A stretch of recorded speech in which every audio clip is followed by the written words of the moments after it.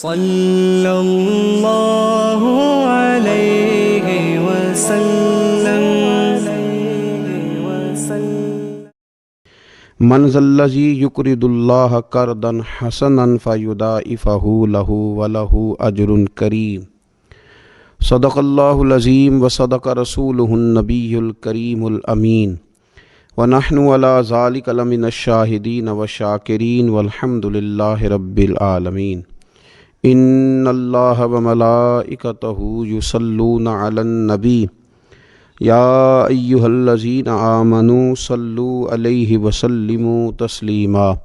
الصلاۃ والسلام علیک یا سیدی یا رسول اللہ وعلی آلک واصحابک یا سیدی یا حبیب اللہ۔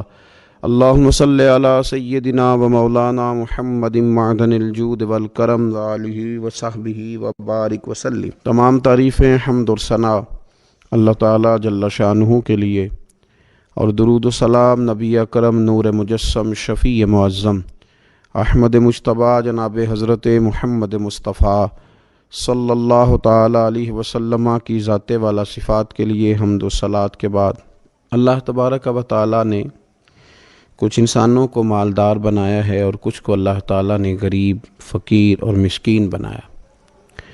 اللہ تعالیٰ کی یہ تقسیم اس کی حکمت پر مبنی ہے۔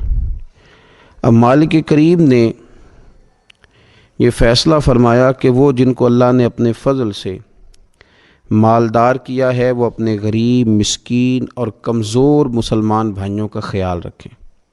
اور اسلام کا حسن دیکھیے، اسلام کا کمال دیکھیے کہ رب تعالیٰ فرماتا ہے تم خرچ کرو گے مسکین پر، غریب پر، اور وہ قرض دو گے تم اپنے رب تعالیٰ کو۔ خرچ اس پر کرو گے اور قرض اپنے رب تعالیٰ کو دو گے۔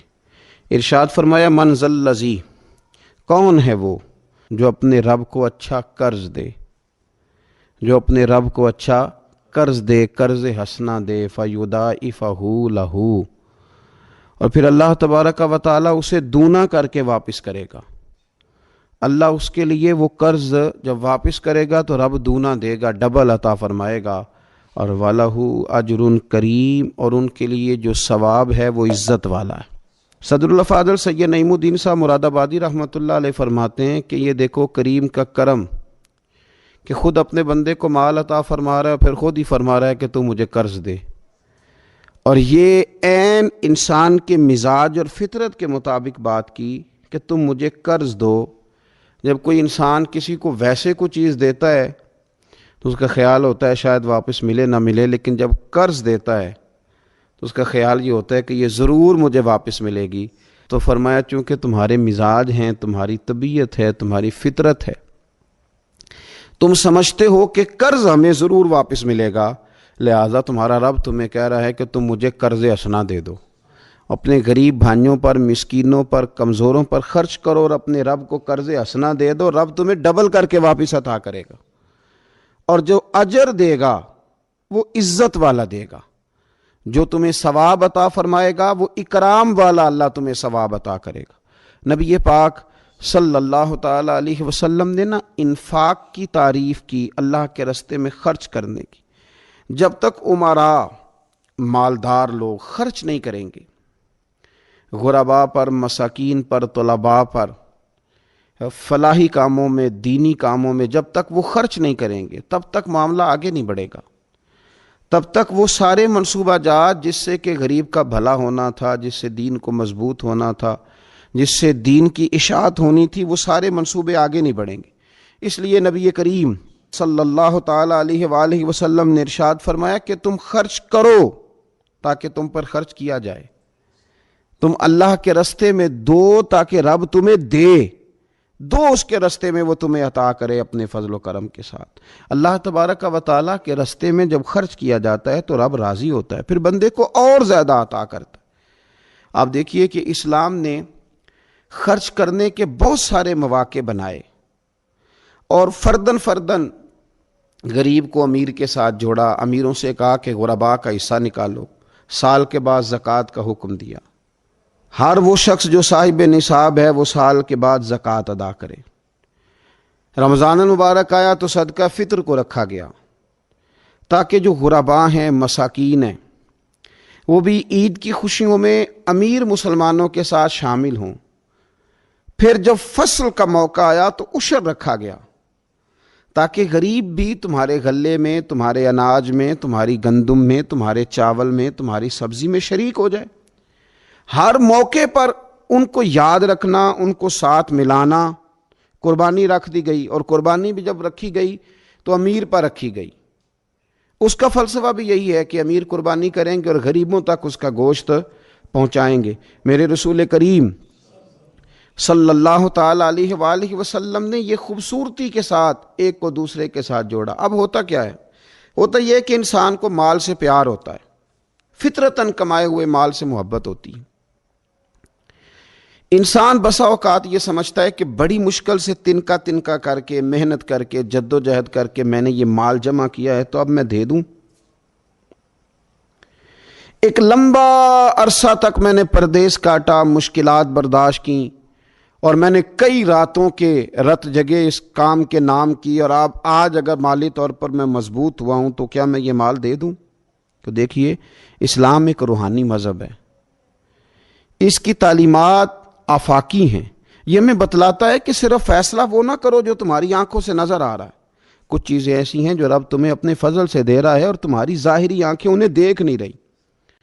نبی پاک صلی اللہ تعالی علیہ وسلم نے ارشاد فرمایا، یہ حدیث مبارکہ صحیح مسلم میں موجود ہے۔ حضرت ابو ہریرہ رضی اللہ تعالیٰ عنہ فرماتے ہیں، دیکھیے حضور صلی اللہ تعالیٰ علیہ وسلم نہ بات کر کے مختصر جملوں میں کیسے آگے بڑھتے ہیں۔ کریم محبوب فرمانے لگے، یاد رکھنا صدقہ دینے سے مال کم نہیں ہوتا۔ اللہ اکبر! آپ کو تو میسج آ گیا بینک سے کتنے پیسے کم ہو گئے، آپ نے تو جو گن کے دراز میں رکھے تھے اس میں سے لاکھ میں سے آپ نے تو 5,000 دے دیا، تو آپ کو تو پتہ ہے وہ 95 رہ گیا ہے۔ لیکن یہ صحیح مسلم کے لفظ ہیں، حضور فرماتے ہیں صدقہ دینے سے مال کم نہیں ہوتا۔ کائنات کے سب سے سچے، کھرے، صادق اور امین محبوب علیہ الصلوۃ والسلام نے فرمایا کہ صدقہ دینے سے مال کم نہیں ہوتا۔ حکیم الامت مفتی احمد یار خان صاحب نعیمی رحمۃ اللہ تعالی علیہ ارشاد فرماتے ہیں کہ کسان جب اس نے بیج کی بوریاں بھر کے رکھی ہوئی ہوتی ہیں، تو جب وہ جا کر کے بیج ڈالتا ہے کھیت کے اندر، تو بظاہر تو وہ بوریاں خالی کر کے آتا ہے، لیکن پتہ تب چلتا ہے کہ جب ایک ایک بیج پر پھر کئی کئی گنا دانہ لگتا ہے۔ آیا تو وہ خالی کر کے تھا، لیکن اگر تھوڑا سا وہ گہرائی کے ساتھ دیکھے تو اس نے تو کمال کر دیا، اب تو اس پر بے شمار دانے لگ گئے۔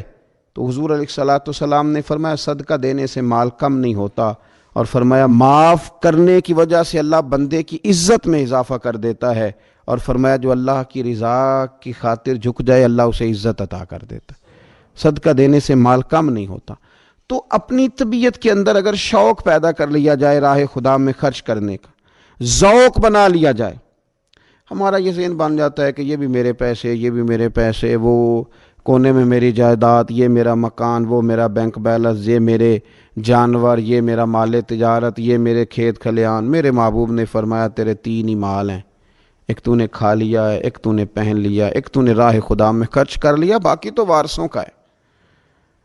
وارثوں کے مال کے بارے میں اس قدر زیادہ توجہ رکھنا، اس قدر زیادہ ذہن بنا کے رکھنا، تو اللہ تبارک و تعالیٰ کی راہ میں خرچ کرنے کا جو شوق ہے، حضور صلی اللہ علیہ وسلم نہ اس کی نصیحت کرتے۔ نبی پاک صلی اللہ تعالی علیہ وسلم کے سامنے حضرت اسماء بنت ابی بکر صدیق خرچ کر رہی تھی، اللہ کے راستے میں دے رہی تھی، تو سرور کائنات صلی اللہ تعالی علیہ وسلم نے فرمایا اسماء خرچ کرو پر گنا نہ کرو، گن گن کے اللہ کے راستے میں خرچ نہ کرو، ورنہ رب بھی تمہیں گن گن کے دے گا۔ فرمایا تم اس کے راستے میں اس کی راہ سے کچھ بچا کے نہ رکھو تو رب تعالیٰ بھی جب تمہیں دے گا نا تو پھر بے حساب ہی عطا فرمائے گا۔ گن گن کے یوں احتیاط کر کے دیکھ کے پریشان ہو کے راہ خدا میں خرچ نہ کیا جائے، بلکہ اللہ تبارک و تعالیٰ کے راستے میں دیا جائے اور مالک کے حضور اس کی رضا کے لیے خرچ کیا جائے اللہ تعالیٰ کے بندوں پر۔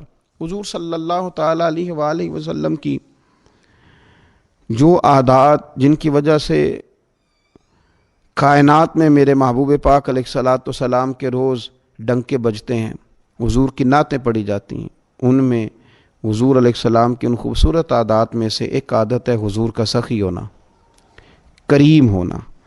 لب واں ہیں، آنکھیں بند ہیں، پھیلی ہیں جھولیاں، کتنے مزے کی بھیک تیرے پاک در کی ہے۔ نبی پاک صلی اللہ تعالیٰ علیہ وآلہ وسلم ارشاد فرماتے ہیں، حضور کا شوق دیکھیے خیرات کرنے کے تعلق سے۔ ہمارے ہاں یہ ہوتا ہے کہ بعض اوقات جیسے جیسے پیسہ بڑھتا جاتا ہے ویسے ویسے لوگوں کے اندر بخل آتا ہے، کنجوسی آتی ہے۔ بعض لوگ اللہ ماشاءاللہ وہ خیرات کرنے کی طرف اس طرح توجہ نہیں کرتے جس طرح کہ ان کا منصب انہیں حکم دیتا ہے یا ان کا منصب انہیں اس طرف قائل کرتا ہے۔ رسول کائنات صلی اللہ تعالیٰ علیہ وآلہ وسلم ارشاد فرماتے ہیں، بخاری مسلم میں موجود ہے، فرمایا اگر میرے پاس احد پہاڑ کے برابر سونا ہو، کلومیٹروں پہ پھیلا ہوا احد پہاڑ، اس کی چوڑائی ہے، اس کی لمبائی ہے، اس کی اونچائی ہے، یعنی پہاڑ کی بات ہو رہی، جن لوگوں نے زیارت کی ہے وہ جانتے ہیں کہ اتنا بڑا پہاڑ۔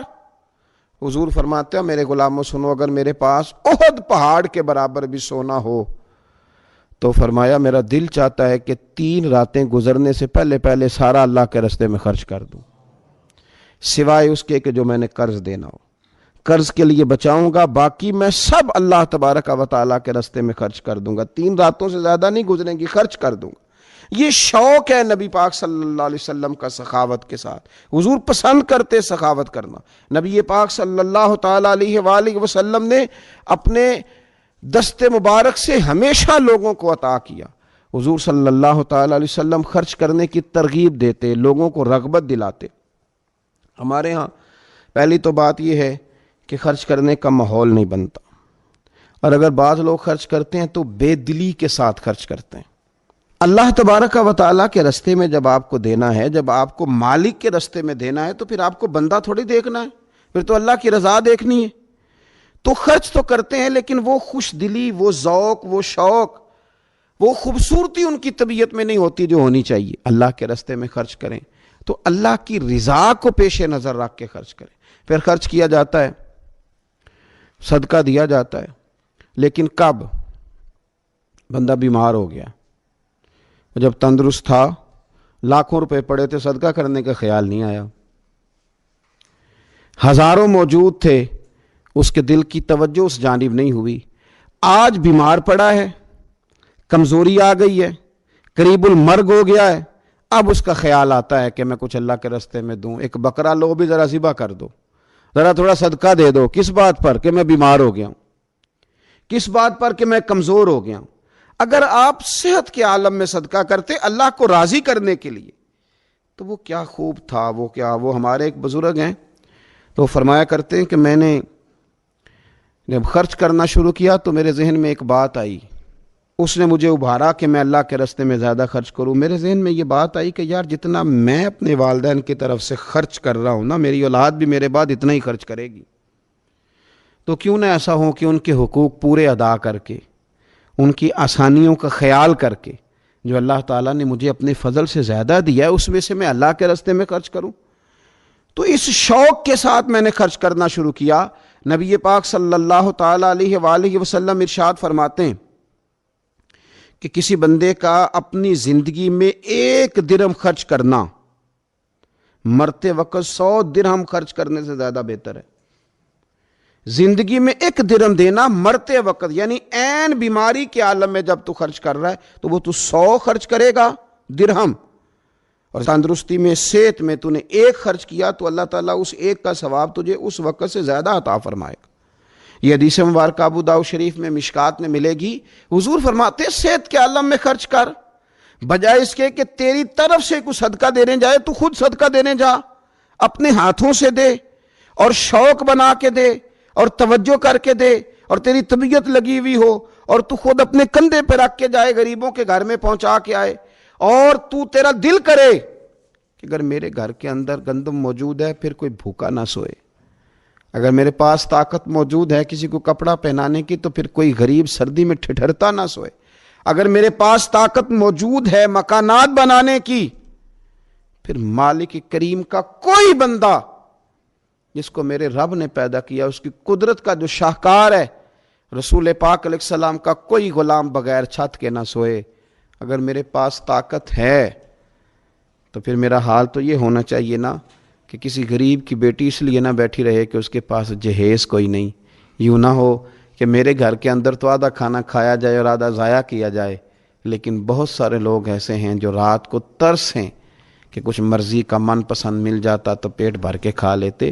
سخاوت کا حکم دیا گیا، صحت کے عالم میں خرچ کریں، تندرستی کے عالم میں خرچ کریں، اللہ کی رضا کے لیے خرچ کریں۔ یہ ماحول نہ بنائیں کہ بیمار ہو گیا ہوں تو جا بیٹے صدقہ کر دے، اب میں کمزور پڑ گیا ہوں تو جا بیٹے تو کچھ اللہ کے راستے میں خرچ کر دے۔ ایک شوق ہو، ایک طبیعت ہو۔ نبی پاک صلی اللہ تعالی علیہ وآلہ وسلم کی پیاری زوجہ، ذرا یہ انداز بھی دیکھیے گا، حضرت سیدہ عائشہ صدیقہ رضی اللہ تعالیٰ عنہ فرماتی ہیں کہ ہم چونکہ حضور کی ازواج کثیر تعداد میں تھی تو کبھی نہ نبی پاک صلی اللہ علیہ وسلم سے کچھ سوالات بھی کرتی تھیں، اور اس سوالات کے اندر محبت چھلکتی تھی، محبت میں ایک دوسرے سے آگے بڑھنا چاہتی تھی۔ حضرت عائشہ صدیقہ رضی اللہ تعالیٰ عنہ فرماتی ہیں کہ ہم نے عرض کی یا رسول اللہ صلی اللہ تعالیٰ علیہ وسلم، ہم میں سے سب سے پہلے آپ سے آ کے کون ملے گا؟ اس سے مراد ہے وصال کے بعد سب سے پہلے ازواج مطہرات میں آپ سے کون آ کے ملے گا؟ تو حضور صلی اللہ علیہ وسلم نے فرمایا لمبے ہاتھوں والی۔ مشکات میں حدیث موجود ہے، بخاری میں موجود ہے۔ حضرت عائشہ صدیقہ کہتی ہیں حضور نے فرمایا وہ جو لمبے ہاتھوں والی ہے نا، میری اہلیہ، میری زوجہ، مومنوں کی ماں، وہ ملیں گی۔ تو کہتی ہیں حضرت سودا رضی اللہ تعالیٰ عنہ کے ہاتھ لمبے تھے، قد بڑا تھا، تو ہماری نظر یہ تھی کہ حضرت سودا کے بارے میں حضور نے فرمایا کہ وہ ملیں گی، لیکن کہتی ہیں کہ وہ تو ہمیں بعد میں پتہ چلا جب حضرت زینب رضی اللہ تعالیٰ عنہ کا وصال ہوا تو سمجھ آئی کہ لمبے ہاتھوں سے مراد ہاتھوں کا لمبا ہونا نہیں، صدقہ اور خیرات زیادہ کرنا۔ وہ لمبے ہاتھوں والی تھیں، مومنوں کی ماں، خرچ کرتی تھیں، خیرات کرتی تھیں۔ شارحین حدیث نے لکھا ہے کہ وہ اپنے ہاتھوں سے کھالیں رنگتی تھیں، پھر بیچتی تھیں، اپنے لیے نہیں۔ ان کا نان نفقہ تو حضور کے ذمے تھا، اپنے لیے نہیں۔ ان کو تو صحابہ کرام علیہم رضوان وہ ساری ذمہ داریاں حضور کے بعد بھی ادا کر رہے تھے جو حضور سید عالم صلی اللہ تعالی علیہ وسلم کے حقوق رب تعالیٰ نے رکھیں، لیکن وہ اپنے دست مبارک سے محنت کرتی، کھالیں رنگتی اور اپنی اولاد پر، مسلمانوں پر خرچ کرتی۔ ان کا شوق تھا۔ تو کریم محبوب علیہ السلام نے فرمایا یہ مجھ سے سب سے پہلے آ کے ملیں گی۔ حضور کے بعد ان کا وصال سب سے پہلے ہوا حضرت زینب رضی اللہ تعالیٰ عنہ کا۔ او بھائی، اس میں بھی ایک لطیف اشارہ ہے، اس میں بھی ایک خوبصورت اشارہ ہے کہ حضور کا قرب پانے کے لیے سخی ہونا بھی ضروری ہے۔ رسول پاک علیہ السلام کی بارگاہ ناز کے قریب ہونے کے لیے سخاوت کا مزاج ہونا بھی ضروری ہے۔ انسان کے دل کا، اس کی طبیعت کا، اس کے مزاج کا سخی ہونا ضروری ہے، اس لیے کہ اس نے رسول پاک صلی اللہ تعالیٰ علیہ وآلہ وسلم کے قریب جانا ہے۔ اعلیٰ حضرت بریلوی رحمۃ اللہ تعالیٰ نے لکھا ہے، فرماتے ہیں اللہ کے محبوب علیہ الصلوۃ والسلام اچانک مسجد میں تشریف لائے اور نماز کا وقت ہو گیا، اقامت کہہ دی گئی۔ سرور کائنات صلی اللہ تعالیٰ علیہ وسلم نے نا اقامت کہی جا چکی تھی، پر حضور باوجود اس کے گھر چلے گئے، تھوڑی دیر کے بعد واپس آئے۔ اب ظاہر ہے صحابہ کے دلوں میں سوال تھا کہ اقامت ہو چکی تھی، حضور کہاں تشریف لے گئے؟ تو حضور نے فرمایا میں مسجد آیا تو میرے دل میں خیال آیا کہ گھر میں تو چند دینار پڑے ہوئے ہیں، تو میں نماز پڑھانے سے پہلے گیا ہوں، انہیں اللہ کے راستے میں خیرات کیا، پھر تمہیں آ کے نماز پڑھائی۔ یار اپنا شوق بنائیں۔ آپ یقین کریں کہ بہت سارے لوگ ہیں جو بہت سارے لوگوں کا خیال رکھ سکتے ہیں، لیکن ہماری نظر اپنے سے اٹھتی نہیں۔ ہم اپنے آپ سے سوچنا شروع کرتے ہیں، اپنے اوپر ختم کر لیتے ہیں۔ اگر بہت زیادہ بڑھ کے سوچیں گے تو اپنی اولاد کا سوچیں گے۔ ذہن بنائیں سخاوت کا، اور رمضان شریف میں خاص کر کے توجہ کریں۔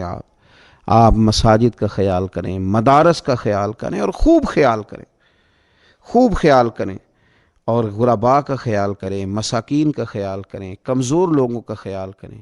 دیکھیں رب فرماتا ہے خرچ تم نے غریب پہ کرنا ہے، پر قرض تم نے اپنے رب کو دے۔ رب کر دے